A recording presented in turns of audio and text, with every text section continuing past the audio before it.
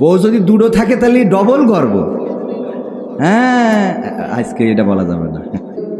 আবু তাহা আদনান আজকে ছাড়াছাড়ি হয়ে গেছে। খুশি তো আপনারা? কম জ্বালালেন না তো। কেউ বোর পক্ষে, কেউ আবু তাহা আদনানের পক্ষে। কেউ বলে পৃথিবী একদিকে গেলেও আবু তাহা আদনানের দেখানো পথ থেকে সরে দাঁড়াবো না। আর কেউ বলে প্রথম থেকেই সন্দেহ করছিলাম এই বেটা খারাপ ছিল। দুনিয়ায় সবাইরে খুশি করা সম্ভব হবে না।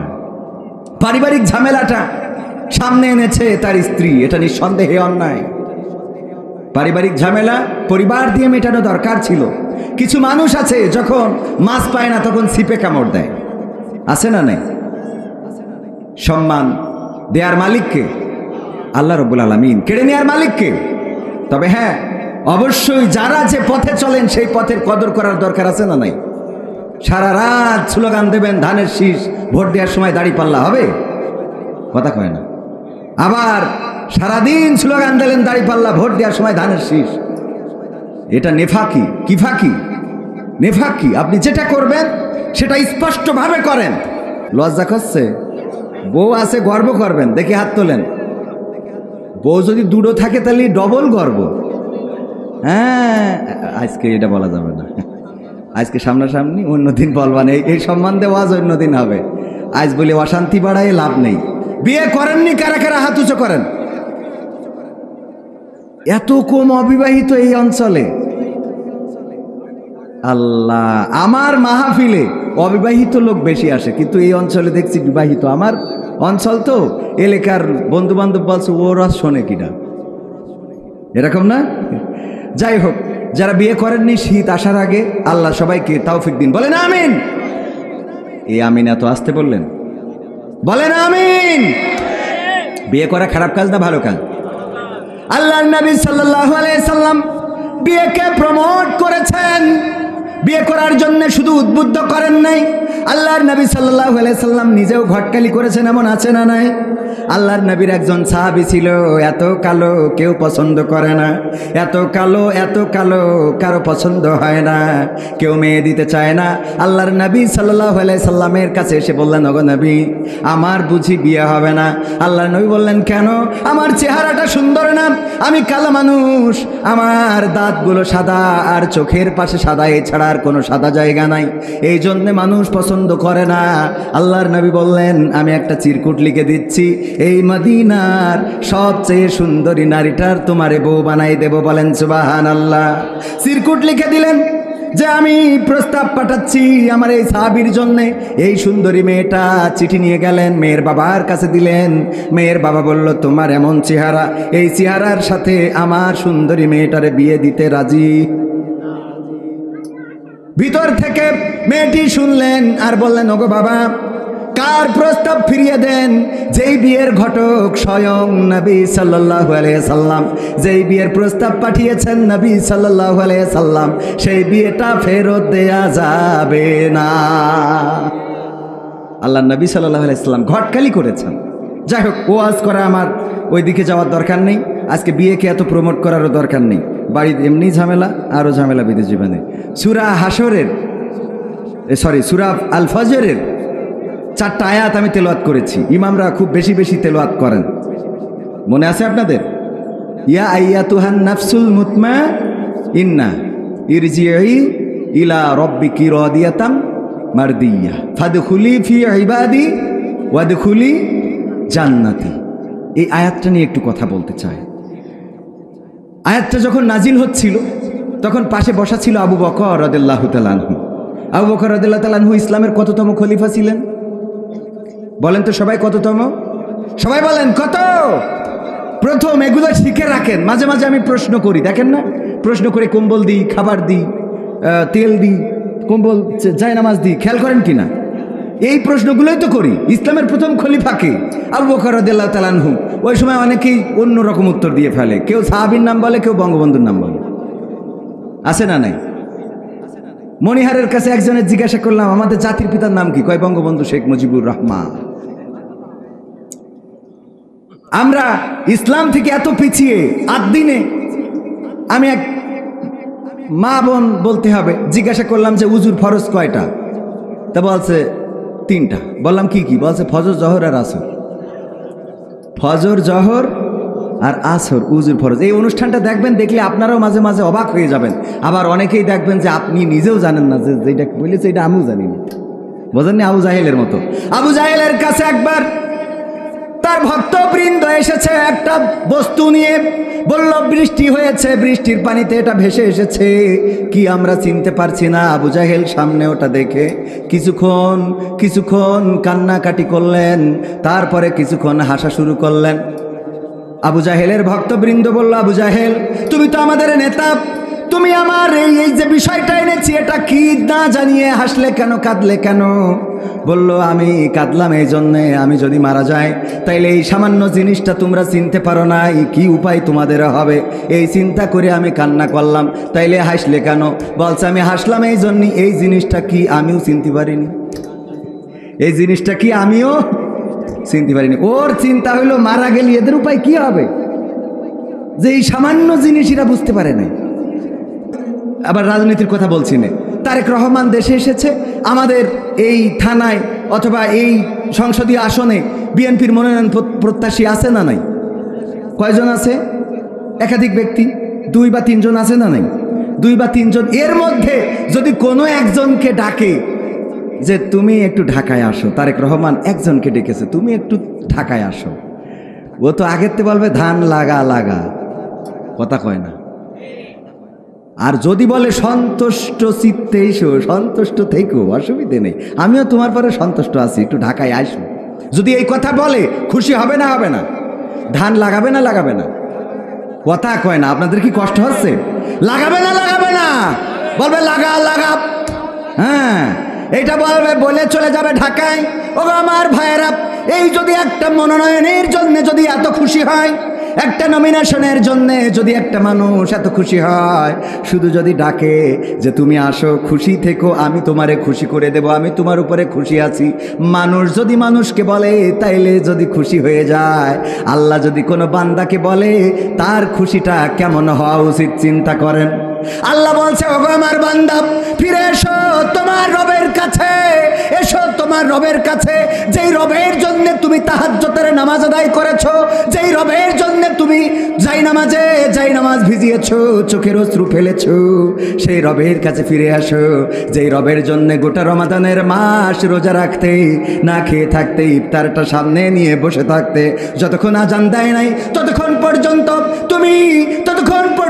তুমি খাবার খাও নাই, পানি পান করো নাই, যেই রবের জন্যে, সেই রব আমি তোমাকে ডাকছি, তুমি ফিরে আসো আমার কাছে সন্তুষ্ট চিত্তে এবং সন্তোষ ভাজন হয়ে, আর দাখিল হয়ে যাও আমার বান্দাদের কাতারে, প্রবেশ করো জান্নাতে। এই কথাটা যাদের জন্যে আল্লাহ বলবেন, এদের থেকে ভাগ্যবান আর কেউ কি থাকতে পারে? বলেন, আর কেউ থাকতে পারে? যখন আমাদের কেউ থাকে না তখন থাকেন কে? যখন আমাদের কেউ দেখে না তখন দেখেন কে? যখন আমাদের কেউ খোঁজে না তখন খোঁজেন কে? আল্লাহর নাম নিতে যদি কষ্ট হয়, দরকার নাই, যে আল্লাহ ছাড়া বিপদ উদ্ধার হয় না। মনিরুল ডাক্তার সাহেব স্টেজে আছে, মনিরুল ডাক্তার সাহেব আমার সাথে এসেছে, হঠাৎ অসুস্থতা, যদি মনিরুল ডাক্তারের কাছেও যেতে চান, পাল্লায় যাইতে সময় লাগবে না লাগবে না? যদি কলটা দিতে চান, ফোনটা ধরাইতে সময় লাগবে না লাগবে না? কলটা সে রিসিভ করবে, ঘুমে আছে না জেগে আছে জানেন না, ডাক্তারের কাছে ফোন দিয়ে হয়তো ফোনেও না পাইতে পারেন, কিন্তু গভীর রাতে পেটের মধ্যে ব্যথা শুরু হয়েছে, চিৎকার করে আল্লাহরে ডাকলে শোনার জন্য কি সময় লাগে নাকি? কথা কয় না, সময় লাগে? আল্লাহরে ডাকলেন, আল্লাহ, ওগো আল্লাহ, পেটের যন্ত্রণায় বাঁচি না, তুমি কোথায় আল্লাহ? আল্লাহ রাব্বুল আলামিন এমন দয়া, ডাকার মতো যদি ডাকতে পারেন, আল্লাহ রাব্বুল আলামিন আপনার যন্ত্রণা কমিয়ে দিবেন। ডাকার মতো যদি ডাকতে পারেন, আল্লাহ আপনার অভাব দূর করে দিবেন। ডাকার মতো যদি ডাকতে পারেন, আল্লাহ রাব্বুল আলামিন আপনার সমস্যা সমাধান করে দিবেন। বলেন সুবহানাল্লাহ। আল্লাহর এই ক্ষমতা আছে না নাই? বলেন আছে না নাই? আল্লাহকে ডাকলেন কে? আদম আলাইহিস সালাম বললেন রব্বানা যালামনা আনফুসানা ওয়া ইল্লাম তাগফির লানা ওয়া তারহামনা লানাকুনান্না মিনাল খাসিরিন। ওগো আল্লাহ, ওগো রব, আমি তোমারে ডাকছি, আমি আমার উপরে জুলুম করেছি, তুমি আমারে ক্ষমা করো, তুমি আমার উপরে দয়া করো, রহম করো। আল্লাহ শুনেছে না শোনে নাই? আল্লাহর ডাকলেন কে? ইউনূস আলাইহিস সালাম যখন মাছের পেটের মধ্যে ঢুকে গেল, আহারে পৃথিবীর কোনো মানুষ খবর পাইল না, নৌকা থেকে ফেলে দেওয়া হলো, পানির মধ্যে পড়ে গেল, মাছটা গিলে নিয়ে চলে গেল। ওই মাছের পেটের অন্ধকারের মধ্যে, পানির অন্ধকারের মধ্যে এবং রাতের অন্ধকারের মধ্য থেকে যখন চিৎকার করে বলল লা ইলাহা ইল্লা আনতা সুবহানাকা ইন্নী কুনতু মিনাজ জালিমিন। আমার আল্লাহর ডাকার পরে আল্লাহ ডাকে সাড়া দিয়েছেন না দেয় নাই? বললেন ওগো রব, আমি আমার উপরে জুলুম করেছি, তুমি পুত পবিত্র, তোমার মতো বড় পবিত্র আর কেউ নাই, আমি আমার উপরে জুলুম করে ফেলেছি, আল্লাহ তুমি আমারে ক্ষমা করো, দয়া করো, তুমি ছাড়া উপায় নাই। আল্লাহ রাব্বুল আলামিন ইউনূস আলাইহিস সালামের দোয়াটা শুনলেন আর মাছের পেটের মধ্যে যন্ত্রণা বাড়িয়ে দিলেন। আর মাছ আবার যেখান থেকে নিয়ে এসেছিল সেখানেই দিলেন না, বরং এমন জায়গায় তার ল্যান্ড করে দিয়ে আসলেন, এমন এয়ারপোর্টে নামাই দিয়ে আসলেন যেখানে নিরাপদ। বলেন সুবহানাল্লাহ। শুনেছেন না শোনে নাই? যখন নদীর পাড়ে মুসা আলাইহিস সালাম, সাহাবীরা বলল ওগো মুসা, বিপদে পড়ে গেলাম তোমার পরে ঈমান আনার কারণে, আর তো কোনো উপায় নাই, আর কোনো রাস্তা নাই, এখন সামনে মারব পিছনেও মারব, আমরা এমন জায়গায় আটকে গেছি, এমন চিপাগলিতে, যদি বের হতে চায় ফিরাউনের বাহিনী তারা আমাদেরকে অ্যাটাক করবে, তাদের ঘোড়ার পদতলে পিষ্ট হয়ে মারা যাব, আর যদি আগাইতে চায় তাইলে এই সাগরের সমুদ্রে চুবানি খেয়ে মারা যাব।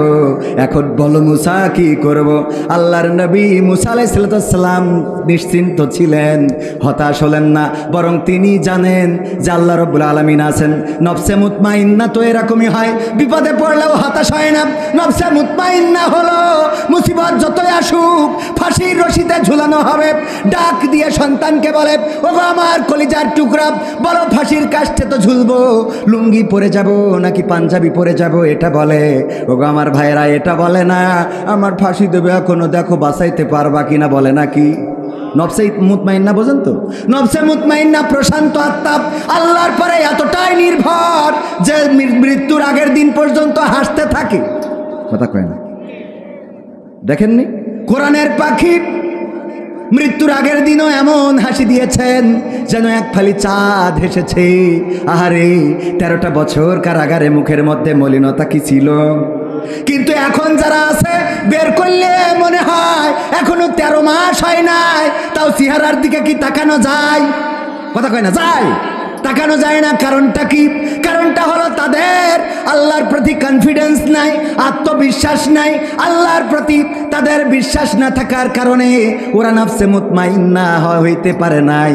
এই জন্য দুশ্চিন্তা আছে না নাই? কথা কয় না? দুশ্চিন্তা আছে না নাই? আর নফসে মুতমাইন্না তারা জানে বেঁচে আছি মানে আল্লাহ আছে, মরে গেলেও কে আছে, জেলে থাকলেও কে আছে, বাইরে থাকলেও কে আছে, মাঠের মধ্যে যদি যান তাও আল্লাহকে পাওয়া যায় না, যায় না। সিজদায় যদি ডাকেন আল্লাহকে পাওয়া যায় না, যায় না। আপনি যেখানে যে অবস্থায় থাকেন, ও আমার যুবকেরা, প্রেমের জন্য ঘুরে বেড়ায়, ভালোবাসার জন্য ঘুরে বেড়ায়, গদখালি যায়, ওই পার্কে ঘুরে বেড়ায়, ফুল নিয়ে কত মানুষের আহারে কত বড় কাঙাল, প্রেমের জন্যে কত কি করে। ওই যে প্রেমে সাকসেস হইতে যে ঢাকায় ছাত্র দলের একজন নেতাকে হত্যা করেছে, দেখেছেন না দেখেন নাই? হত্যা করার সাথে সাথে ধারণা করা হয়েছিল হয়তো রাজনৈতিক কোনো হত্যা হতে পারে, কিন্তু আহারে ঘটনাটা কি বের হলো? একজন নারীর জন্যে তার জীবনটা দিতে হলো। মিন্নির মতো ঘটনা ঘটেছে, বরগুনার মিন্নির নাম আপনাদের মনে আছে না নাই? ত্রিভুজ প্রেমে জড়িয়ে গিয়েছে, প্রাইভেট টিচার যিনি, তার সাথেও প্রেম করেছে। আবার ক্লাস 4 থেকে শুরু করিস আর একজনের সাথে লাইন মারা। 9 বছরের প্রেম আর প্রাইভেট টিচারের প্রেম। চিন্তা করে কার সাথে যাব, কার খাবো, কার সাথে থাকবো, এই দুইটা ব্যালেন্স করতে পারে না। আগের প্রেমিকরে বলিছে নতুন ডারে দুনিয়াতে সরাই দাও, যাতে অন্তত আমি সিদ্ধান্ত ভালোভাবে নিতে পারি। একটা মায়ের কোল খালি করে দিল, খালি সিদ্ধান্ত নেবে যে ও নেই, আমার আর টেনশন নেই, এখন যেইটা এইটার সাথে চলবে। লোকজন আগে আসতে বলবো, আসবে না ওদের আবার যা বলার সিরকুট বলবেন, ওদের মধ্যে কথা বলা যাবে না। তো সে যত এলাকার ছেলে হয় সিরকুট দেবেন, এনে পড়বো, তারপরে কথা বলবো। ভাইয়েরা আমার, ও আমার ভাইয়েরা, এই মিন্নির মতো ঘটনা ঘটেছে ঢাকায়। তৃতীয় তলায় যে দরজায় নক করেছে, কিন্তু পরিকল্পনা তো তাদের, এবং নারীদের পরিকল্পনা অত্যন্ত জঘন্য। নারীরা শেষ করে দিতে পারে। আদম আলাইহিস সালামকে জান্নাত থেকে বের করেছে, জান্নাত থেকে বেরোতে হয়েছে। যদি আল্লাহর পরিকল্পনা ছিল, তবুও আমাদের হাওয়া আলাইহিস সালাম শয়তানের ওয়াসওয়াসায় পড়ে গিয়েছিল। বলেন ঠিক না বেঠিক? আমাদের আদি মাতা শয়তানের ওয়াসওয়াসায় পড়ে গেলেন, আর আদম আলাইহিস সালামকেও সেই গন্ধক ফল খাওয়ালেন। এর বিনিময়ে কি হয়ে গেল? লজ্জাস্থান থেকে কাপড় সরে গেল, জান্নাতের কাপড়গুলো আল্লাহ রাব্বুল আলামিন কেড়ে নিলেন, তারপরে জান্নাত থেকে দুনিয়ায় পাঠিয়ে দিলেন। ওগো আমার ভাইয়েরা, এই জন্য নারীদের ষড়যন্ত্র থেকে নিজেদেরকে আল্লাহর কাছে পানাহ চাইবেন। যদি সে বউও হয়, পানাহ চাইবেন কার কাছে?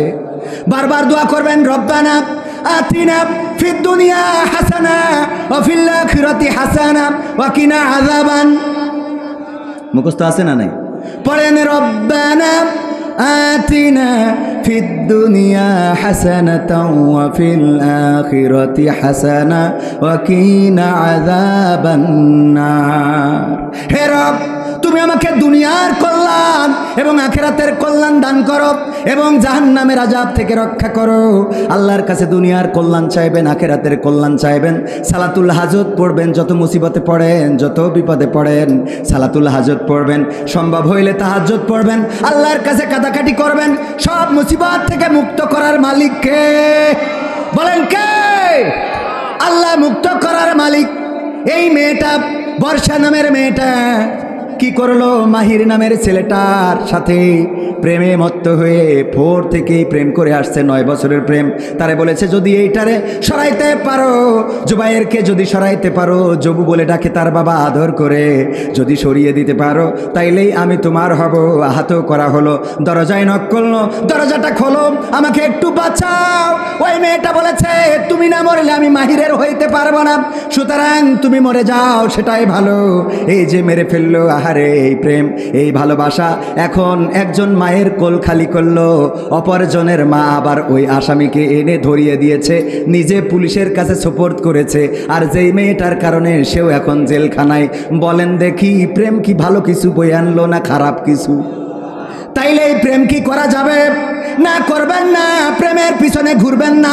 আপনি যারে চান চিঠি দিয়ে লাভ নেই, মেসেজ করে লাভ নেই, ফ্রেন্ড রিকোয়েস্ট পাঠায় লাভ নেই, টিকটক করে লাভ নেই।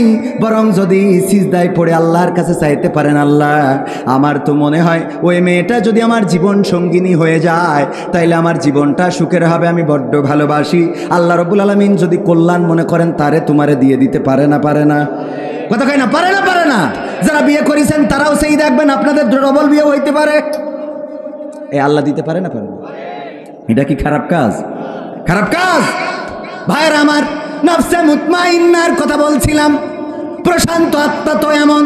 মুসা আলাইহিস সালাম দাঁড়িয়ে আছেন, সাহাবীরা, ওরা মুসা আলাইহিস সালামের সাহাবীরা খুব বেতাড়া ছিল। কি ছিল? বেতাড়া। মানে মুসা আলাইহিস সালাম যদি বলে সোজা, ওরা যায় বেকা। কোরআনে সব ঘটনা আছে, সূরা বাকারা, এটা তো ওই ঘটনাকে কেন্দ্র করি। বলছে যে গরু কুরবানি দিতে বলিছে, তা বলছে সেই গরু ছোট হবে না বড় হবে? তা বলছে যে মাঝারি জুতির। আল্লাহর কাছে শুনে নিয়ে বলছে মাঝারি জুতির। বলছে কালার কি হবে? এবার বলছে কালার এই হবে। বলছে তা গায়ে হবে না এড়িয়ে হবে? প্রথম কথায় যদি একটা গরু এনে জবাই করে দেয়, তাহলে বলে মিটে যায়। কিন্তু এত বেতাড়া ছিল, মানে ওই জিজ্ঞেস করতে করতে আল্লাহ এমন করে দিয়েছে যে সেই গরু খুঁজি পায় কষ্ট। এই জন্য নবী সাল্লাল্লাহু আলাইহি সাল্লাম একবার সাহাবীদের বললেন, যেই ব্যাপারে আল্লাহ কিছু বলেন নাই সেই ব্যাপারে তোমরাও চুপ থাকো, মুসা আলাইহিস সালামের উম্মতের মতো হইও না। কত সুন্দর কথা। যে ব্যাপারে আল্লাহ কিছু, আমাদের কিছু কাজ আছে, আমাদের ফতোয়া জানার দরকার খুব। বলছে হুজুর ওয়াজ শুনে বাড়ি যাওয়ার সময় আমার ভাই আবার একটু পায়খানা লাগিল, তো মাঠে পায়খানা ফিরে ওই সময় তো পানি নেই, তা না শুইছে, তো খেজুর গাছতে রস পেড়িয়েছে পরের গাছের, অবশ্যই ওইটা ঝেড়িয়ে আমরা আবার খেয়েতে বাড়ি আইছি, এতে কি মানে ও যে শুষি নিয়ে জন্য কি গুনাহ হবে? কোয়ানে দড়ি কোয়ানে লাগাতে খাইছিস চুরি করি, তুই শুষিস কি না শুষিস ও দিয়ে চিন্তা করলাম। মানে আর এখন ফতোয়ার বাক্স নিয়ে বিভিন্ন হুজুর বসে, মুরগি জবাই করিছে, তো মুরগি জবাই করতে যে পশ্চিম মুখ চিনতে পারিনি উত্তর মুখ, এটা খাওয়া যাবে কিন্তু, তোর এত টেনশন করার দরকার আছে? কথা কয় না। আপনি কোনো হোটেলে গেছেন, যে সুজা চুপচাপ ঢুকবেন, খাবেন, চলে আসবেন। গরুর মাংস না কুত্তার মাংস না মুরগির মাংস অত চিন্তা করার দরকার নেই, আপনি খাইছেন চলে আইছেন। যদি শুকরের মাংস হয় আপনার জন্য কোনো অসুবিধা নেই, কিন্তু যদি সন্দেহ পোষণ করেন গরুর মাংস হইলেও খাওয়া যাবে না। কথা কি বুঝতে পারিছেন? এত পেছানোর দরকার আছে? মুসা আলাইহিস সালামের সাহাবারা ছিল খুব বেতাড়া, ওরা আল্লাহর কাছে সিজদা করবে না, এই জন্য আল্লাহ বললে একটা গেট বানাও, এমন গেট জানে ঢুকতে গেলে মাথা নিচু করা লাগে। গেট বানাইছে, বলছে মুসা আমাকে তো চেনো না, পা আগে ঢুকাবো, পা ঢুকাই তারপর গুলাই উঠা মতো, গুলাই ঢুকা মতো পা আগে পুড়িয়ে দিয়ে তারপর, মানে কত বেতাড়া। ওরা নদীর পাড়ে দাঁড়ায় বলছে আমরা প্রথমেই কইছিলাম না যে এর থেকে ফিরাউন ভালো, এখন এমন জায়গায় এনে দাঁড় করাইছ, এখন হয় সুবানি খাবো না ওখানে মরবো। মুসা এবার তো বিপদে ফেললে, আমরা বলো মানতে পারছি না, ওরা কাছাকাছি আসলে বলো কুবাকুবি নিজেদের মধ্যে বাঁধবে। আল্লাহর নবী মুসা আলাইহিস সালাম প্রশান্ত আত্মার অধিকারী ছিলেন, নফসে মুতমাইন্না, এত প্রশান্ত, কিছুই বললেন না, চুপচাপ আল্লাহর অপেক্ষায় ছিলেন। আল্লাহ রাব্বুল আলামিন বললেন মুসা কি সমস্যা? ও গো আল্লাহ, নদীর পাড়ে তো দাঁড়ায় আছি, পার হইতে হবে, কি করব? আল্লাহ বললেন হাতে কি? লাঠি। এই লাঠি দিয়ে কি করো? ছাগলের পাতা পেড়ে খাওয়াই, আমি মাঝে মাঝে রাস্তার দিকে পাথর সরিয়ে দিই। আল্লাহ রাব্বুল আলামিন বললেন ওই লাঠি দিয়েই বাড়ি দাও নদীর উপরে। মুসা আলাইহিস সালাম বললেন বাড়ি দিলে কি হবে? এটা বলেন নাই, বলেছেন আর বাড়ি দিয়েছেন, রাস্তা বানিয়ে দিয়েছেন কে? জোরে বলেন কে? আল্লাহ রাস্তা বানাই দিলেন কয়টা? 12টা গোত্রের জন্য 12টা রাস্তা পার হয়ে গেল মুসা আলাইহিস সালামের সাহাবীরা। ওগো আমার ভাইয়েরা, এই ঘটনা এই পর্যন্তই থাক, এরপরে ইব্রাহিম আলাইহিস সালামের আগুনে ফেলা হবে। চড়ক গাছে উঠানো হলো, রশি বাঁধা হলো, টানা শুরু করেছে, টানতে টানতে টানতে টানতে ফেলে দিবেন আগুনের মধ্যে। যারা টানে তাদের মধ্যে নিজের জন্মদাতা পিতাও ছিল না, ছিল না? ইব্রাহিম আলাইহিস সালাম ভয়ে বলল নমরুদ আমার ভুল হয়ে আছে, প্লিজ আমাকে ক্ষমা করেন। বলেছে? বলেন বলেছে? বলেন আই নফসে মুতমাইন্না তো এইটাই, কোনো কিছুই বললেন না, চুপচাপ রয়েছেন। টানো বাবা টানো, নমরুদ টানো, তোমার যত মন্ত্রী প্রতিমন্ত্রী আছে সবাই ধরে টানো, কোনো অসুবিধা নাই। ফেরেশতারা আসলেন, এসে বললেন ওগো ইব্রাহিম আমরা একটু সহযোগিতা করতে চাই। ইব্রাহিম আলাইহিস সালাম বললেন কেন? বলল তোমার কষ্টটা আমরা আরশে আজিম থেকে দেখে সহ্য করতে পারি নাই। বলল আল্লাহ কি তোমাদের পাঠিয়েছে? বলল আল্লাহ পাঠাই নাই, আল্লাহর কাছে ফরিয়াদ করেছিলাম, আল্লাহ যদি একটু সাহায্য করতে পাঠাতে সাহায্য করে দিতাম। আল্লাহ বলল যাও যাও, তবে যে আমার ইব্রাহিমের কাছে আগে শুনবা সে সাহায্য চাই কি চায় না। যদি সাহায্য করতে বলে করবা, যদি না করতে বলে তাইলে চলে আসবা। ইব্রাহিম আলাইহিস সালাম বললেন ওগো ফেরেশতারা তাইলে ফিরে যাও সেই আল্লাহর কাছে, যেই আল্লাহ তোমাদের থেকে আমার মনের অবস্থা আরো ভালো জানে। সুবহানাল্লাহ বলবেন না? তোমাদের থেকে আমার আল্লাহ আরো ভালো জানেন। তোমরা মনের অবস্থা কি জানো? আল্লাহই তো দেখে আমার মনে কি হয় কি না হয়। আল্লাহ রাব্বুল আলামিন কি করলেন? ইয়া নারু কুনি বারদাও ওয়া সালামান আলা ইব্রাহিম। আল্লাহ বললেন ওগো ইব্রাহিম, তুমি আমার ইব্রাহিমের জন্য ঠান্ডা আরামদায়ক এয়ার কন্ডিশনের মতো হয়ে যাও, আগুন ফুলবাগান হয়ে গেল। এটাই হলো নফসে মুতমাইন্না, এটাই হলো নফসে মুতমাইন্না। আল্লাহ রাব্বুল আলামিনের প্রতি যার আত্মা সন্তুষ্ট হয়ে যায়, আর আল্লাহ রাব্বুল আলামিন যে আত্মার প্রতি সন্তুষ্ট হয়ে যায়। আইয়ুব আলাইহিস সালাম রোগে ভুগতে লাগলেন, সন্তান মারা গেল, সম্পদগুলো সব শেষ হয়ে গেল, স্ত্রীরা চলে গেল, শুধু রহিম আলাইহিস সালাম ছাড়া। এই অবস্থার মধ্যেও আল্লাহর নবী আইয়ুব আলাইহিস সালাম আল্লাহরে ডাকা ছেড়ে দিলেন না। এটা বললেন না ওগো আল্লাহ তুমি রোগ দিলে? আমি তো সারাদিন তোমার জিকির করি। এই কথা একবারও বলেন নাই, একবারও এমন কথা উচ্চারণ করেন নাই। অসুস্থর পরে অসুস্থ, গায়ে ঘা হতে হতে পোকা হয়ে গেল, পোকাগুলো গা থেকে ঝরে ঝরে পড়ে। এরপরে আস্তে করে যখন জিহ্বায় পোকা ধরে গেল, জিহ্বাগুলো খাওয়া শুরু করে দিল, তখন আইয়ুব আলাইহিস সালাম ডাক দিলেন, ওগো রব, হে আমার রব, তোমার কাছে কোনো অভিযোগ আমি কোনোদিন করি নাই। আমার সন্তান মারা গেল বলি নাই, আমার সম্পদ ধ্বংস হয়ে গেল বলি নাই, আমার স্ত্রীরা চলে গেল বলি নাই, আমার কাজের মানুষগুলো চলে গেল অভিযোগ করি নাই।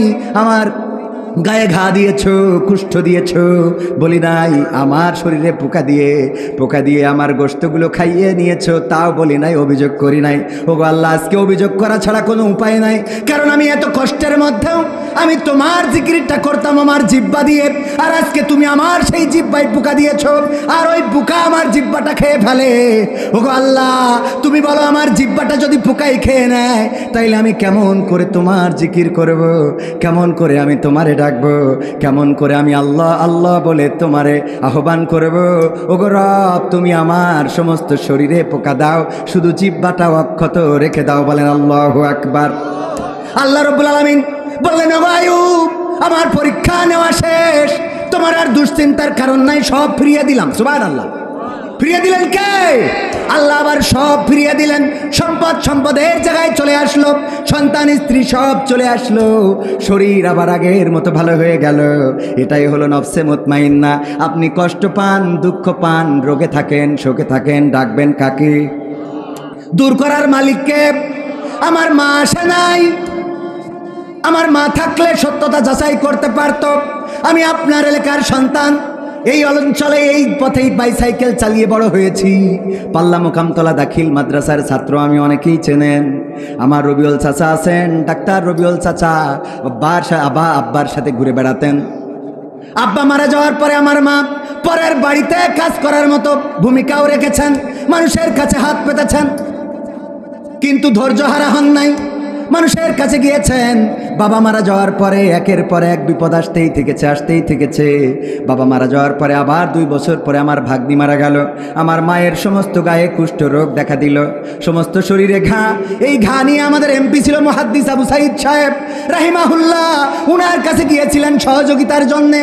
আল্লাহ এমন একটা পরিস্থিতি আমাদের তৈরি করেছিলেন যে আমি হোটেলে কাজ করা, থালা বাসন মাজা পর্যন্ত করেছি, গার্মেন্টসে কাজ করেছি, আল্লাহর পথ থেকে সরে দাঁড়ায় নাই। যেই মালয়েশিয়ায় পরিশ্রম করতাম, এখন সেই মালয়েশিয়ায় আবার মেহমান হয়ে যে ওয়াজ শোনাই। বলেন সুবহানাল্লাহ। এটা করে দিয়েছেন কে? আল্লাহর প্রতি যদি বিশ্বাস থাকে ঘুরে দাঁড়াবেন, আজ হোক কাল হোক দাঁড়িয়ে দেবেন কে? দাঁড় করিয়ে দিবেন কে? সম্পদ হারিয়ে গেছে, দুঃখ পাওয়ার দরকার নাই। সন্তান হারিয়ে গেছে, দুঃখ পাওয়ার দরকার নাই। একটা সন্তান মারা গেছে, কষ্ট পায়, পরের বার দেখা যায় আল্লাহ যমজ সন্তান দান করে দিয়েছেন। বলেন সুবহানাল্লাহ। দেয়ার মালিক কে? যদি আল্লাহর পরে আস্থা থাকে, যদি আল্লাহর পরে বিশ্বাস থাকে, যদি আল্লাহর পরে তাওয়াক্কুল করেন, নফসে মুতমাইন্না, যদি আপনি সিদ্ধান্ত আল্লাহর সিদ্ধান্তে অটল থাকেন। ইব্রাহিম আলাইহিস সালাম আল্লাহর সিদ্ধান্তে অটল ছিলেন। আল্লাহ বললেন, ইয়া নারু কুনি বারদাও ওয়া সালামান আলা ইব্রাহিম, ওগো আগুন তুমি আমার ইব্রাহিমের জন্য ঠান্ডা আরামদায়ক হয়ে যাও। এমনি ভাবে যুগে যুগে শুধু নবী পয়গম্বরদের নয়, আল্লাহর নবী আমাদের প্রিয় নবী মুহাম্মদ সাল্লাল্লাহু আলাইহি সাল্লাম হিজরতের রাতে যখন যাচ্ছেন, তখন আশ্রয় নিয়েছিলেন সাওর নামক একটা গুহা, যে গুহার নাম হলো গারে সুরা, আরবিতে বলে গারে হেরা, সাওর পর্বতের গুহা। আর কুরআন নাজিল হয়েছে কোথায় বলেন? গারে হীরা, হেরা গুহায় গারে হীরা বলে। ওইটা হলো হেরা গুহা। যারা উঠেছেন তারা জানেন, এখন উঠাটা সহজ, ওদিকেও যাব না। আল্লাহর নবী এমন একটা গুহায় আশ্রয় নিয়েছেন আবু বকর রাদিয়াল্লাহু তাআলা আনহুর সাথে। আর বিশ্বনবী সাল্লাল্লাহু আলাইহি সাল্লাম ওই গুহার মধ্যে যখন আশ্রয় নিয়েছে, পায়ের দাগ দেখে একজন কাফের চিনতে পারত। ওই পায়ের দাগ দেখে হাঁটতে পৌঁছে গেল ওই গারে সাওরের ওই জায়গায়, সাওর পর্বতের গুহার ওখানে পৌঁছে যাওয়ার পরে তারা কথোপকথন করছে, পায়ের দাগ তো এখানেই শেষ হয়েছে, নিশ্চয় এই গুহার মধ্যে আশ্রয় নিতে পারে। আবু বকর রাদিয়াল্লাহু তাআলা আনহু বললেন, ওগো নবী, আর কোন রাস্তা খালি রইল না, আর কোনো রাস্তা বাকি রইল না। আল্লাহর নবী বললেন, আবু বকর কেন এমন কথা বললে? আবু বকর রাদিয়াল্লাহু তাআলা আনহু বললেন, ওগো নবী, উপরের দিকে একটু তাকিয়ে দেখেন, কতগুলো কাফের, ওরা সংখ্যায় বেশি, ওরা এই জায়গা পর্যন্ত চলে এসেছে, এখন নিচের দিকে তাকাইলেই আমাদের দেখে ফেলবে। আমরা তো সংখ্যায় মাত্র 2 জন, আর ওরা সংখ্যায় অধিক, আমাদের আর বাঁচার কোনো রাস্তা রইল না। আল্লাহর নবী প্রশান্ত আত্মা জবাব দিলেন সুন্দর করে, ওগো আবু বকর, তুমি তো গুনতে জানো না, তুমি যেটা গুনেছো সেটা ভুল। আমরা 2 জন নয়, আমরা যেখানে আশ্রয় নিয়েছি 2 জন নয়, আমাদের সাথে তৃতীয়তম একজন আছেন, তিনি হলেন তোমার আমার স্রষ্টা মহান রব আল্লাহ। তিনি রয়েছেন আমাদের সাথে, তোমার গোনা হয় না। যেই রব চাইলে ওরা আমাদেরকে দেখবে না, আল্লাহ রাব্বুল আলামিন কাফেরদের এমন মানসিকতা তৈরি করে দিলেন, ওরা নিচের দিকে তাকালো না, নিজেরা বলা বলি করলো, যদি এখানে মুহাম্মদ সাল্লাল্লাহু আলাইহি সাল্লাম আসতেন তাইলে এই মাকড়সার জালটা তো থাকতো না, কবুতর এখানে বাসা তো বাঁধতো না, বাসা বুনতো না, এই জায়গায় সে থাকতে পারে না, চলো ফিরে যায়। ওরা নিজেরা কথা বলে আবার নিজেদের রাস্তায় চলে এসেছেন। এই মন মানসিকতা তৈরি করে দিয়েছিলেন কি? সে আল্লাহর প্রতি পরে আস্থা রাখা যাবে? আমরা মনে করি মসজিদে যদি টাকা দিই তাইলে মনে হয় অভাব শুরু হয়ে যাবে। এরকম মানুষ আছে না? নেই? মসজিদে যে দান করতে চায় না, জুমার দিন আসে সবচেয়ে ছিঁড়া ফাটা নোট, যেই নোটটা আর ফকিরেও নেবে না, সেই নোটটা মসজিদে দান বাক্সে দেওয়ার মতো আল্লাহর বান্দা আছে না নাই? এখনো মসজিদের বাক্স ঝাঁকাইলে খটাং খটাং খটাং খটাং শব্দ হয়, তার মানে এখনো কয়েনগুলো মসজিদে আসে না? আসে না? 2 টাকার নোট এখন ফকিরেও নেয় না। ফকিরে নিবে কি? ঢাকায় যেই দেখলাম, ওরে বাবা, কোনো ফকির এখন মুখ দেও ভিক্ষা করে না, সবাই ওই ব্লুটুথ মাইক্রোফোন কিনে নিয়েছে, ব্লুটুথ ওই স্পিকার কিনে নিয়েছে। আল্লাহর বান্দা চেয়ারে বসে আর ওই ব্লুটুথ জুড়ে থিয়েছে,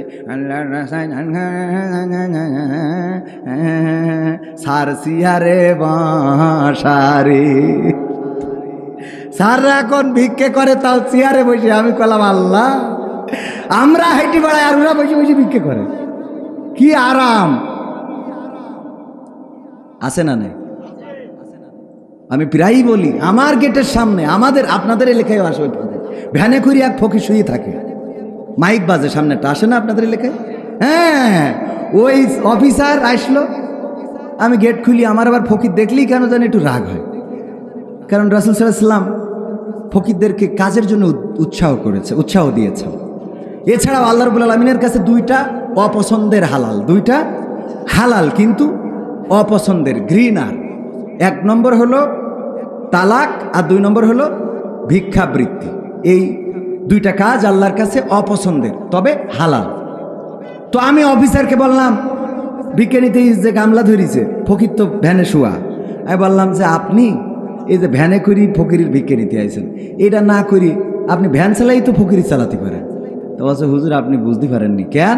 তা বলছে, আমি ফকির নিয়ে আসিনি, ফকির আমার এনেস। কেন? তা বলছে, আমি ফকিরের ড্রাইভার। ফকিরের কি ভার? ড্রাইভার। ও কেমনে কি? বলছে, ফকির আমার বেতন দেয়। বলছে, ভ্যান, ওই যে মাইক, এই যে গামলা সব ফকিরি, ও আমার কেড়ে নিলে আমার চাকরি শেষ। ও তো ফকির না, ও মালিক। আল্লাহ, ও বস। আরবি ভাষায় কফিল, হ্যাঁ, আরবি ভাষায় কি? কাতারে বলে মুদির, আর সৌদি আরবে, ইদুর, সিঙ্গাপুর, মালয়েশিয়ায় বলে বস। ও নিয়ে আসে, বলছে আমার মাসে মাসে বেতন দেয়, তাই আমি এই নিয়ে আসি, এই যে গামলা ধরি, এই করি বেড়াই থাই। তাই আমি বলছি, মাইক লাগানো কেন? একটু মুখী করতে। বলছে, অত কষ্ট করি পারে কিনা? আমি শুয়ে রয়েছি কেন? বলছে, বসে থেকে পারা যায় অত, এজন্য আরামসে ঘুম দিচ্ছে, দায়িত্ব সবের। ও আমার ভাইয়েরা, এই ফকির, আল্লাহ রাব্বুল আলামিন ফকিরকে ধনী করে দিতে পারে না? পারে না? এক ফকিরের সার্চ করে দেখা গেল 2, 3, 4 লাখ টাকা ওর বাস্তার মধ্যে, খাওয়ার সময় হয় নাই, মারা যাওয়ার সময় দেখা যায় কত ফকির মারা গেছে, ঘরে টাকা ভর্তি, বাস্তার পরে টাকা ভর্তি, ভিক্ষে করতে করতে মরে যায়, তাও টাকার নিশা ছাড়ে। এরকম মানুষ আমাদেরও আছে না নাই? যদি বলেন, ভাই চলেন উমরাটা করে আসি, টাকা তো কম হয় নাই, হজটা করে আসি। হজে জাতি কত টাকা লাগে তুমি জানো? পাখাম করে যায়, আমার পরে হজ ফরজ হয়ে যায় কোন? হ্যাঁ, হজের কথা কও, আমি হজ করার যোগ্য হয়েছে এখন? ভাই ওই পশ্চিম মাঠে 1 বিঘে জমি বেচতে চাইলো নিতে, কনে কনে? আরে বাবা, ও জমির কথা শুনলি এনার্জি। হ্যাঁ, তোমার চাষির নামে ব্যাংকে কটা টাকা আছে দেখো, যদি হয় নুবানে। আরে শয়তান, আছে না নাই? 1,25,30,000 টাকা দিয়ে ওমরা করতে যাওয়ার সুযোগ হয় না, অথচ 4 লাখ টাকা বউতে লাগতে দিতে পারে। কথা কয় না? ও কি দেয় কি শেষ চাই যে চলি গেছো, যে আবার মামলা করে যে টাকাও লাগবে, চলি যাবে, টাকাও নিয়ে যাবে, আইন সবকের কি। এই জন্য আমার 50,000 টাকা চলি গেলেও অসুবিধা নেই, থাকলে 1 রাতি ওয়াজ করলে হয়ে যায়। মনে করে যে মাঝে মাঝে অ্যাকশন নেবে, আমি কেউ অসুবিধে নেই, 1 রাত কি। হ্যাঁ, যাই হোক, ওগো আমার ভাইয়েরা, আলোচনায় আসি।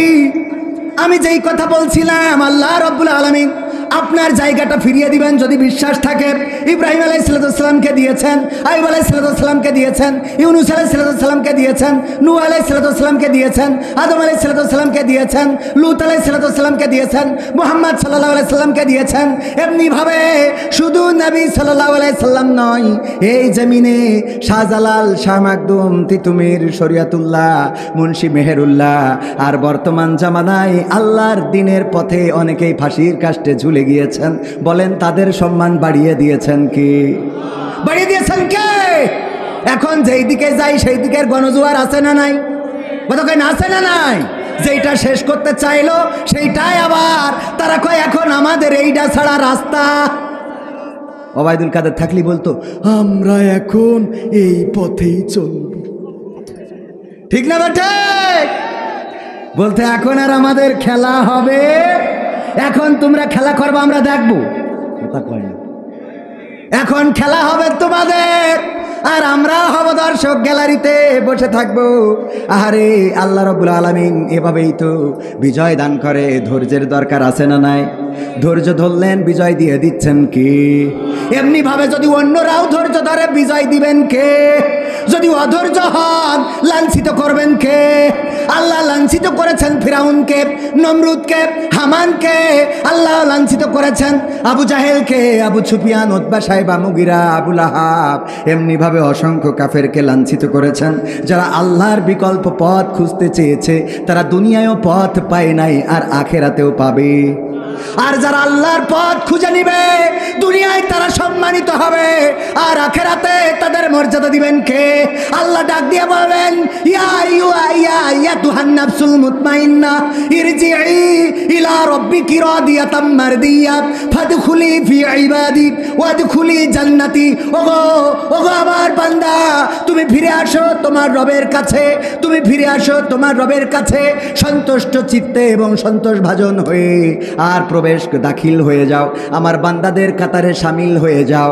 আমার প্রিয় বান্দা যারা, প্রিয় বান্দা কারা? আল্লাহর নবী, আল্লাহর ওলি যারা ছিল, আবু লাহাব, আল্লাহর ওলি কারা ছিল? শাহজালাল, শাহ মাকদুম আল্লাহর ওলি ছিলেন। মুন্সি মেহেরুল্লাহ, তিতুমির, বখতিয়ার, ইখতিয়ার এমনিভাবে আল্লাহর ওলি ছিলেন। আর আল্লাহর নবীদের নাম তো সবাই জানেন, তাদের কাতারে শামিল করে দিবেন কে? আর প্রবেশ করতে বলবেন জান্নাতে। এর থেকে বড় বিজয় কি মুমিনের আর হতে পারে? এই বিজয় চান কে? কে হাত দেখতে চাই? নারায়ে তাকবীর, লিল্লাহি তাকবীর। আল কোরআনের আলো, আল হাদিসের আলো, আমার নেতা তোমার নেতা, নারায়ে তাকবীর।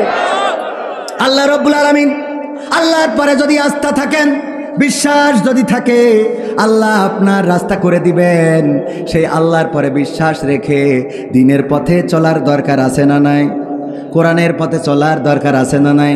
সমাধান খুঁজে খুঁজে ক্লান্ত হয়েছো যারা, সমাধান যদি পেতে চাও, সব পথ গিয়ে ভুলে কোরআন দেখো খুলে। সমাধান যদি নিতে চাও, সমস্যা যত সব দূর করে দিবে রব, সমস্যা যত সব দূর করে দিবে রব, যদি তুমি যাও চেয়ে যাও সমাধান। সমাধান খুঁজে খুঁজে ক্লান্ত হয়েছো যারা, সমাধান যদি পেতে চাও, সব পথ গিয়ে ভুলে কোরআন দেখো খুলে। সমাধান যদি নিতে চাও, কোরআন ধরি না বলে, কোরআন পড়ি না বলে চারিদিকে হই লাঞ্ছিত, কোরআন জানি না বলে, কোরআন মানি না বলে সব অধিকার বঞ্চিত। কোরআন ধরি না বলে, কোরআন পড়ি না বলে চারিদিকে হই লাঞ্ছিত, কোরআন জানি না বলে, কোরআন মানি না বলে সব অধিকার বঞ্চিত। মরিচিকার পিছে না ঘুরে মিছে মিছে, মরিচিকার পিছে না ঘুরে মিছে মিছে, কোরআনটা খুলে দেখে নাও সমাধান। সমাধান খুঁজে খুঁজে ক্লান্ত হয়েছো যারা, সমাধান যদি পেতে চাও সব পথ গিয়ে ভুলে কোরআন দেখো খুলে, সমাধান যদি নিতে চাও। কোরআনেই খুঁজে পাবে সংসার নীতি, আর কি হবে রাষ্ট্রের নীতি। কোরআনের আইন চললে দেশে দূর হবে সব দুর্নীতি। কোরআনেই খুঁজে পাবে সংসার নীতি, আর কি হবে রাষ্ট্রের নীতি। কোরআনের আইন চললে দেশে দূর হবে সব দুর্নীতি। মানব রচিত মতে শান্তি খুঁজো না পথে, মানব রচিত মতে শান্তি খুঁজো না পথে, কোরআনটা খুলে দেখে নাও সমাধান। সমাধান খুঁজে খুঁজে ক্লান্ত হয়েছো যারা, সমাধান যদি পেতে চাও সব পথে গিয়ে ভুলে কোরআন দেখো খুলে, সমাধান যদি নিতে চাও। কোরআনের সমাধান আছে না নাই? সব সমস্যার সমাধান।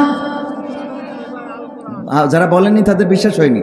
সব সমস্যার সমাধান, জোরে বলেন, সব সমস্যার সমাধান, সব সমস্যার সমাধান। এই কোরআনের সাথে আমাদের কারো বিরোধ আছে? আওয়ামী লীগ যারা, তারা কোরআন মানে না, মানে না। বিএনপি যারা কোরআন মানে না, মানে না। জামাত যারা কোরআন মানে না, মানে না। অন্য দল যারা করে তারা কোরআন মানে না, মানে না। কোরআন যদি মানে, জামাত করা লাগবে না, হেফাজত করা লাগবে না, চরমনাই করা লাগবে না, কওমি আটরশি আলিয়া কোনো কিছু করা লাগবে না। কোরআনের দল, কোরআনের আইন কায়েম করার জন্যে যদি আমলিগরা জেগে ওঠে, সেই আমলিগ করলেও হয়ে যাবে। বলেন ঠিক কি না? যদি বিএনপিরা কোরআন কায়েম করে দিতে চায়, সেই বিএনপি করলেও হক আদায় হবে না, হবে না? হক আদায় হয়ে যাবে। আমি কোনো দলের কথা বলতে চাই না, আমি আমার কথা হলো কোরআনের দল করবে যারা, তাদের পক্ষে আমরা। বলেন ঠিক না বেঠে? যে কোরআনের পক্ষের লোক, সে যেই হোক, আমি তার পক্ষের লোক। কথা ঠিক না বেঠি? কোরআনের পক্ষে যেই কথা বলবে, কোরআনের চেয়ে সত্য কথা আর কেউ বলে না। হাদিসের মধ্যেও জাল হাদিস, হাদিসের মধ্যেও হাদিসের প্রকারভেদ আছে না নাই? 6টা তো সহি গ্রন্থ। কোনটা কোনটা? বুখারী, মুসলিম, আবু দাউদ, নাসাই, ইবনে মাজা, তিরমিজি। কয়টা বলেন? কয়টা?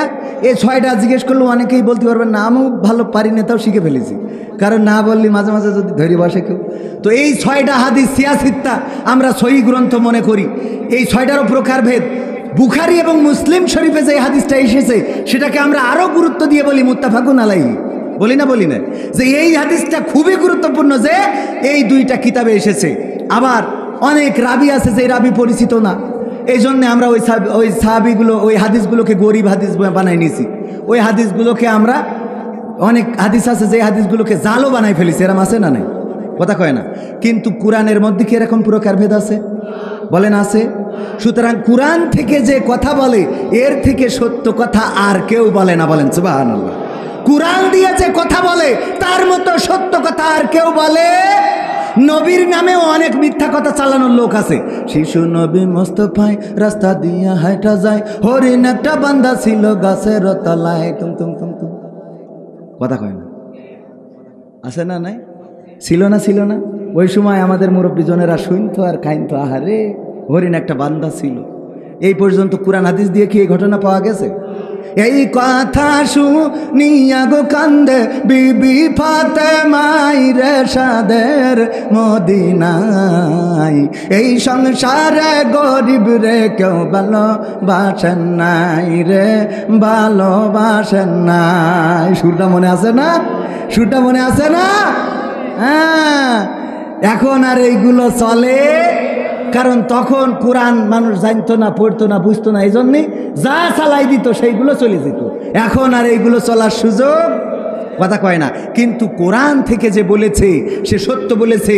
1400 বছর আগে যে বলেছে, 14 কোটি বছর, 1400 কোটি বছর পরেও যে বলবে, এইটাই সত্য কথা। বলেন সুবহানাল্লাহ। সুতরাং সেই কোরআনের কথা মানার দরকার আছে না নাই? আল্লাহ এই কোরআনে বললেন, ইয়া আইয়ুহাল্লাযীনা আমানু হাল আদুল্লুকুম আলা তিজারাতিন তুনজিকুম মিন আযাবিন আলীম। ওগো ঈমানদারেরা, আমি কি তোমাদের এমন একটা ব্যবসার সন্ধান দিয়ে দেব যেই ব্যবসা করলে তোমরা কঠিন জাহান্নামের আযাব থেকে বেঁচে যাবে। আল্লাহ আমাদের কাছে জানতে চেয়েছেন যে এমন একটা ব্যবসা ধরাই দিই যেই ব্যবসা করলে জান্নাতে যাবা। এই ব্যবসার দরকার আমাদের আছে না নাই? বলেন আছে না নাই? কার কার এই ব্যবসার দরকার? হাত উঁচু করেন যে জান্নাতে যাবেন। লিল্লাহি তাকবীর, নারায়ে তাকবীর। আল কোরআনের আলো, আল হাদিসের আলো, আমার নেতা তোমার নেতা। ও আমার ভাইরা, যদি জান্নাতে যেতে চান, যদি জাহান্নামের আযাব থেকে বাঁচতে চান, আল্লাহ বলল ব্যবসা ধরাই দিই। আমরা তো ব্যবসাটা খুব পছন্দ করি। আমি ওয়াজ করি, এত টাকা পাই। আবার এই শিমুলিয়ায় আমার একটা এজেন্ট ব্যাংক আছে না নাই? চেনেন তো আপনারা? ইসলামী ব্যাংক। যদিও আমার খুব বেশি আশা পড়ে না, সময় পাই একটু কম। আমাদের ছেলেরা ব্যাংকটা দেখাশোনা করে, মাঝে মাঝে আসি স্বাক্ষর করার জন্যে। কিছু ফাইল জমা হয়ে থাকে আমার জন্যে। ওগো আমার ভাইয়েরা, এই ব্যাংকটা ব্যবসার জন্য নিয়েছি, অর্থের জন্য নিয়েছি। ওয়াজ করি, ব্যবসা করি, আবার আকিজ কলেজে চাকরি করি, এরপরে আবার নিজেও একটা মাদ্রাসা করেছি। তারপরেও টাকা আগায় না। এই জন্য এখন আবার মধু বিক্রি করি, তেল বিক্রি করি, চিয়া সিড বিক্রি করি, সিড মিক্স বিক্রি করি, ঘি বিক্রি করি। অনলাইনে আছে না নাই? মানে ব্যবসা দেখেন কয়টা খুলে বলি, আরো তো খোল কি। ব্যবসা কেমন পছন্দ করি, আল্লাহ দিলি। হ্যাঁ, শুধু ব্যবসার জন্য তো আর ব্যবসা না, কিছু খেদমতের জন্যও ব্যবসা। কিসের জন্যে? একটা হাসপাতাল করব ছুটিপুরে, ইনশা, যেন অত্র অঞ্চলের অবহেলিত যারা সুবিধা বঞ্চিত সেই মানুষগুলো যেন সেবা পায়, তার জন্য একটা হাসপাতালের পরিকল্পনা চলছে। আল্লাহ যেন কবুল করেন, বলেন আমিন। ইনশাআল্লাহ হয়ে যাবে। ওয়াজ করি যে টাকা পাই, কোনে রাখবো এসব? এগুলো করার দরকার আছে না নেই? মাদ্রাসা করে দিয়েছি গত বছর ওয়াজের টাকা দিয়ে, আর এইবারের কিছু টাকা দিয়ে আলহামদুলিল্লাহ মাদ্রাসা কমপ্লিট। গত বছর করেছি, গত বছর মানে এই 2025-এ শুরু করেছি 200 ছাত্রছাত্রী। চিন্তা করতে পারেন এ দিয়ার মালিককে? আমি চিন্তা করছিলাম 50 জন হয় কিনা। 200, আর আমার যারা সহযোগী আছে তারা জানে যে প্রতিদিন আমরা ফেরত দিই, প্রায় প্রতি সপ্তাহে আসে যে বাচ্চা ভর্তি করবে। আমাদের ক্যাপাসিটি নাই। বললাম যে মাপ চাই, আপনারা জানুয়ারিতে আসেন ইনশাআল্লাহ। আমার উস্তাদ মাহবুবুর রহমান আছে সামনে, উনিও জানেন প্রতিনিয়ত অভিভাবকরা জোর করে এসে বাচ্চা নিয়ে ক্লাসে বসে থাকে। কয় ভর্তি নিয়ে না নেন, বসে থাকলাম। এই বছর আশা করছি যে 400+ হয়ে যাবে ছাত্রছাত্রী, এবং পড়ার মান আলহামদুলিল্লাহ। আপনার ছেলে জেনারেল পড়বে, কিন্তু ক্লাস 8-এর মধ্যে ও কোরআনের 30 নম্বর পারাটা মুখস্থ করে ফেলবে। শুধু তাই না, ও এসএসসি পাস করবে, আইএ পাস করবে, অনার্স করবে, মাস্টার্স করবে, গ্রামে আসবে, জুমার মসজিদের খুতবা দেবে। হ্যাঁ, এমন স্কলার তৈরি করব। খালি মনে করেন মাওলানা হইলেই নামাজ পড়াইতে পারে, হুজুর না হইলে পারে না। হুজুর বাদেও নামাজ পড়াই দেখাই দেবো যে ওরা কিরাম পারে। আমার থেকে বড় বড় হুজুর হবে, ওয়াজ করবে, তা আমি সামনে বসে শুনবো খালি। আর আমার একটাই উদ্দেশ্য, যদি পরকালের ময়দানে কোনো একজন ছাত্র বলে, আল্লাহ আমি কবির বিন সামাদের প্রতিষ্ঠিত মাদ্রাসায় পড়তাম, আল্লাহ তুমি ওর জাহান্নামে নিও না, ওর একটু ক্ষমা করে দাও, আমার এইটাই সার্থকতা। এর বাইরে আর কিছু নেই। পরকালে যদি একজন দাঁড়াই বলে, আল্লাহ জেনে ওর নিয়ে যাচ্ছ, আল্লাহ ও তো আমাদের হুজুর ছিল, ও তো জীবনে পাপ করেছি, বুঝতে পারিছি, আল্লাহ ক্ষমা করে দাও, আমি ওই হুজুরি মাদ্রাসার ছাত্র ছিলাম, এইটাও আল্লাহ রাব্বুল আলামিন এতটুকুতে জাহান্নামের আগুনটা মাফ করে দিতে পারে। বলেন সুবহানাল্লাহ। কোন আমলে আল্লাহ মাফ করবেন, কোন আমলে আল্লাহ ক্ষমা করবেন আমরা কেউ জানি? বুখারী শরীফের হাদিস, সময় নেই, ওইটা আরেকদিন এসে শোনাবানে, আর যদি সুযোগ পাই বলবো, শুনবেন। একটা সুন্দর হাদিস আছে যেটা আপনার জান্নাতে যাওয়ার। চরমনায়ের পীর সাহেব মরহুম রাহিমাহুল্লাহ খুব সুন্দর একটা কথা বলতো, ওগো আল্লাহর বান্দারা, তোমরা হতাশ হও না, নিরাশ হও না। যদি এমন হয় পরকালের ময়দানে সমস্ত মানুষ জান্নাতি হয়ে গেছে, একজন মাত্র জাহান্নামী, তাহলে তুমি যেন মনে করো না ওই একজন তুমি হইতে পারো না। এটা মনে রাখবা না, মাথায় রাখবা, সব মানুষ যদি জান্নাতি হয়ে যায়, তুমি একজন যদি জাহান্নামী হয়, সেই একজন আল্লাহর বান্দা তুমিও হয়ে যেতে পারো। আবার যদি সব মানুষ জাহান্নামে যায় আর একজন মানুষকে যদি আল্লাহ জান্নাতে দেয়, তবে তবে তুমি আশা ছাড়বা না। আল্লাহ রাব্বুল আলামিন বলেছেন, লা তাকনাতু মির রাহমাতিল্লাহ, আল্লাহর রহমত থেকে নিরাশ হয়ো না, আশা ছাড়বা না আল্লাহর বান্দা, যে সব মানুষ জান্নাতি হয়ে গেল, সব মানুষ জাহান্নামী হয়ে গেল, একজন জান্নাতি, ওই একজন আমি হব না। আল্লাহ যদি চান ওই একজন আল্লাহর বান্দা তুমি হয়ে যেতে পারো। আব্দুল কাদের জিলানী মাঝে মাঝে কান্না করতেন আর বলতেন, ওগো আল্লাহ, তুমি যদি আমারে জাহান্নামে দাও, তুমি যদি আমারে জাহান্নামে দাও আমি দুঃখ করব না, কিন্তু তুমি যদি আমারে জান্নাতে দাও তা আমার দুঃখ থাকবে। এই কারণে তুমি যদি আমারে জান্নাতে দাও আর যদি কোনো দিন আমার খবর না নাও, কোনো দিন আমারে যদি একটু নাম ধরে না ডাকো, আব্দুল কাদের জিলানী কেমন আছো, কেমন লাগে তোমার, জান্নাত কেমন হলো, যদি আমার খোঁজ না নাও তাইলে আমি জান্নাতে থেকেও কষ্ট পাবো।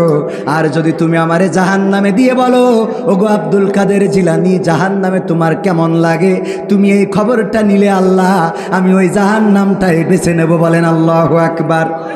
আল্লাহর সন্তুষ্ট অর্জন করার দরকার আছে না নাই? আল্লাহ বললেন ব্যবসা ধরাই দিতে চাই, যেই ব্যবসা তোমার জাহান্নাম থেকে মুক্তি দিবে, তার মানে জান্নাতি বানিয়ে দিবে, সেই ব্যবসাটা তোমরা করতে রাজি আছো কি নাই? আমরা যদি আল্লাহর সাথে সরাসরি কথা বলতে পারতাম তাইলে বলতাম আল্লাহ রাজি, শিগগিরই ব্যবসাটা বলেন। আল্লাহ রাব্বুল আলামিন পরের আয়াতে বললেন, তুমিনুনা বিল্লাহি ওয়া রাসূলিহি ওয়া তুজাহিদুনা ফি সাবিলিল্লাহি বিআমওয়ালিকুম ওয়া আনফুসিকুম যালিকুম খায়রুল লাকুম ইন কুনতুম তা'লামুন। আমার আল্লাহ বললেন, ওগো নবী, আপনি যারা এই ব্যবসা করতে চায় তাদেরকে জানাই দেন। আল্লাহ কোরআন দিয়ে নবীর মাধ্যমে জানিয়ে দিলেন। আর সেই ব্যবসাটা হলো তুমিনুনা বিল্লাহ, আমি আল্লাহর প্রতি ঈমান আনতে হবে, ওয়া রাসূলিহি, এবং আমার রাসূলের প্রতি ঈমান আনতে হবে, ওয়া তুজাহিদুনা ফি সাবিলিল্লাহ, এবং প্রচেষ্টা করতে হবে আল্লাহর রাস্তায়। কার রাস্তায়? জিহাদ মানে লড়াই করা, মারামারি করা, ফাটাফাটি করা, কাটাকাটি করা, এটাই সীমাবদ্ধ নয়। জিহাদ শব্দের অর্থ হলো প্রচেষ্টা করা, আল্লাহর রাস্তায় প্রচেষ্টা করা। সেটা হতে পারে মসজিদ নির্মাণ, হতে পারে মাদ্রাসা নির্মাণ, হতে পারে টিউবওয়েল পোতা, হতে পারে মানুষের জন্য গাছ লাগানো। আল্লাহর রাস্তায় এই কাজগুলো করার জন্য আল্লাহ বললেন, যদি আমার রাস্তায় প্রচেষ্টা করতে পারো, বিয়াম ওয়ালিকুম, মাল দিয়ে, ওয়া আনফুসিকুম, এবং জান দিয়ে, তবেই তোমরা সফল কাম হয়ে যাবে। বলেন সুবহানাল্লাহ।